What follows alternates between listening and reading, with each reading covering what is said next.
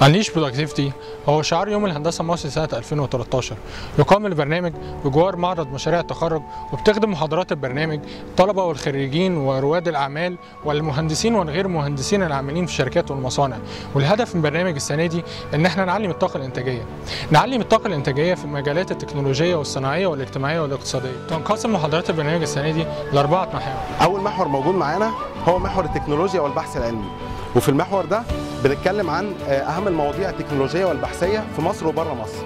في الحقيقة السنة دي عندنا مجموعة من السبيكرز بتتراوح أعمارهم من ناس حديث التخرج لغاية مديري شركات ورؤساء مراكز بحث علمي، وده في الحقيقة بيدينا سبيكترم واسع جدا من السبيكرز يقدر الاتنديز يتفاعلوا ويتحاوروا معاهم أكتر. المجال الثاني معانا الإبداع وريادة الأعمال، Innovation and Entrepreneurship. هنجيب فيه نماذج ناجحة وشركات ومبادرات هتهتم إن هي تخلي الفكرة حاجة أحسن عشان تبقى عنصر فعال في المجتمع. المحور الثالث هو محور التنميه البشريه، بيقدم لنا توازن ما بين التكنيكال سكيلز والسوفت سكيلز، والسنه دي عندنا في الاي دي 2013 مجموعه من السبيكرز والترينرز من احسن السبيكرز والترينرز في مجال التنميه البشريه في مصر. المحور الرابع معانا النهارده العمليه الانتاجيه، وده هنهتم فيه لاول مره ايه اللي بيحصل للمنتج من اول ما كان فكره لغايه ما يطلع في الاخر برودكت كامل. تابع أخبار البرنامج على الموقع الرسمي ed.eg وجميع شبكات التواصل الاجتماعي عشان تعرفوا تفاصيل البرنامج ومعلومات أكتر عن السبيكرز والسيشنز.